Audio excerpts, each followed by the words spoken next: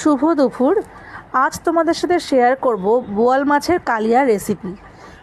7 piece বোয়াল মাছ ভালো করে ধুয়ে বোয়াল মাছের নুন, হলুদ আর অল্প একটু সর্ষের তেল দিয়ে ভালো করে ম্যারিনেট করে রেখেছি। আর কিছু মশলা তৈরি করে রেখেছি। এই যে মশলার পেস্টটা দেখছো, এর মধ্যে রয়েছে চালমগজ, কাঁচা লঙ্কা আর রসুন বাটা। আর এখানে পেঁয়াজ বেটে নিয়েছি, বাটা পেঁয়াজ রয়েছে।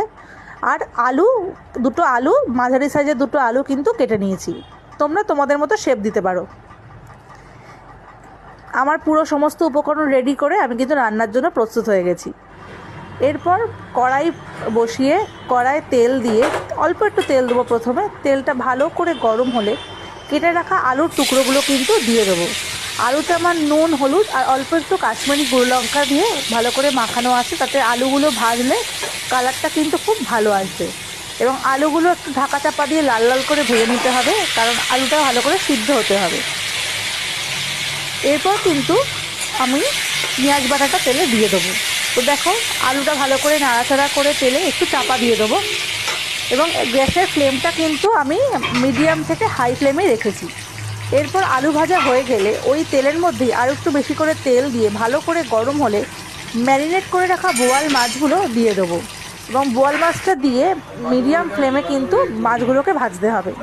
মাছগুলো ভাজা হয়ে গেলে ওই তেলের মধ্যে গোটা গরম মশলা, দারচিনি, এলাচ দিয়ে পেঁয়াজ বাটাটা দিয়ে ভালো করে নাড়াচাড়া করে ভাজতে হবে, যতক্ষণ না পেঁয়াজের কাঁচা গন্ধটা যায় আর পেঁয়াজ বাটার কালারটা কিন্তু চেঞ্জ হয়ে একটু লালচে লালচে হয়। ভালো করে পেঁয়াজ বাটাটা ভালো করে ভাজা হয়ে গেলে ওর মধ্যে যে মশলার পেস্টটা তৈরি করে রেখেছিলাম, রসুন, চালমগজ আর কাঁচা লঙ্কা, সেই মশলার পেস্টটা কিন্তু দিয়ে দেবো। আর দেখো, মাছ ভাজাটাও ভালো করে হয়ে গেছে। মশলার পেস্টটা পেঁয়াজের মধ্যে দিয়ে ভালো করে নাড়াচাড়া করতে হবে, যাতে কড়াই ধরে না যায়। ভালো করে নাড়াচাড়া করে পরিমাণ মতো নুন, হলুদ, একটু ধনে জিরে গুঁড়ো আর আমি একটু গোলমরিচ গুঁড়ো দিয়েছি ঝালটা প্রপার হওয়ার জন্য। তো ভালো করে ওই মশলাগুলো দিয়ে কিন্তু মশলাটাকে কষবো, পেঁয়াজটাকে, যতক্ষণ না মশলা থেকে তেল ছেড়ে বেরিয়ে আসবে।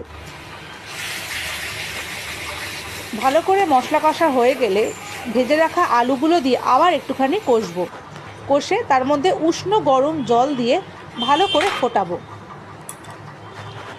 দেখো, জল দিয়ে দিয়েছি এবং মশলাটা কষা হয়ে গেছে, খুব সুন্দর একটা কালার এসছে। ভালো করে ফুটলে ভেজে রাখা বোয়াল মাছগুলো দিয়ে ঢাকা চাপা দিয়ে একটুখানি হতে দেবো, যাতে মাছগুলোর মধ্যে ঝোলটা ঢোকে।